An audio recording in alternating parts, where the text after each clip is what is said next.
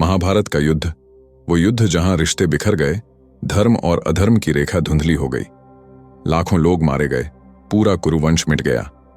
लेकिन इस विनाश के बीच एक चेहरा था, शांत, स्थिर और रहस्यमयी, श्री कृष्ण।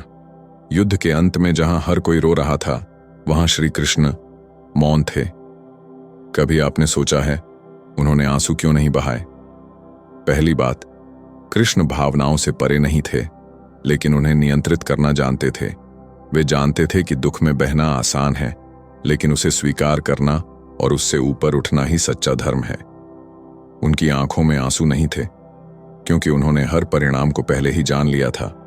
उन्हें पता था जो हो रहा है वो होना ही था। दूसरी बात, कृष्ण का जन्म ही इस विनाश को रोकने के लिए नहीं, बल्कि धर्म की पुनर्स्थापना के लिए हुआ था।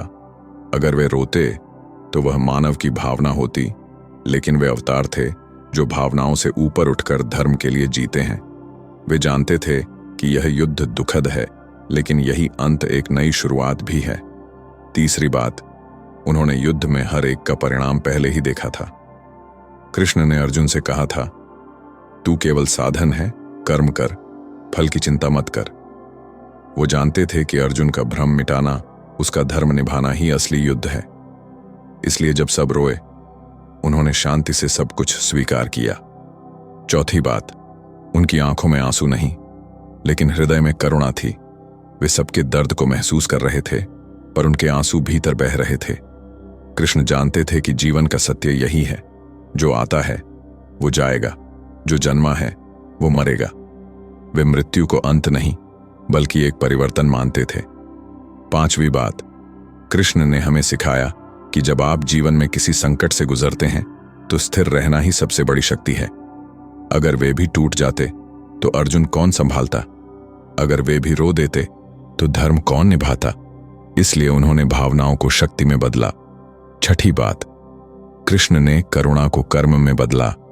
उन्होंने युद्ध के बाद भी पांडवों को संभाला, द्रौपदी को सांत्वना दी और युधिष्ठिर को धर्म का अर्थ समझाया। उनका मौन ही सबसे बड़ी वाणी थी कि कभी कभी आंसू बहाने से नहीं, समझने से आत्मा को शांति मिलती है।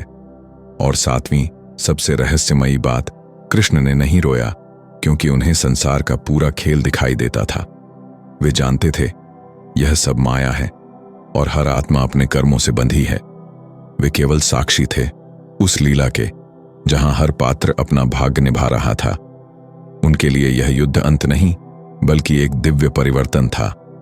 तो जब अगली बार आप महाभारत के उस दृश्य को याद करें जहां सबके आंसू थम नहीं रहे थे, तो एक पल रुककर सोचिए, श्री कृष्ण ने नहीं रोया क्योंकि वे हमें सिखा गए कि सच्ची शक्ति आंसुओं को रोकने में नहीं, बल्कि सत्य को स्वीकार करने में है। क्या आप मानते हैं कि श्री कृष्ण का यह मौन ही सबसे गहरा संदेश था? अगर हां, तो लिखिए, जय श्री कृष्ण।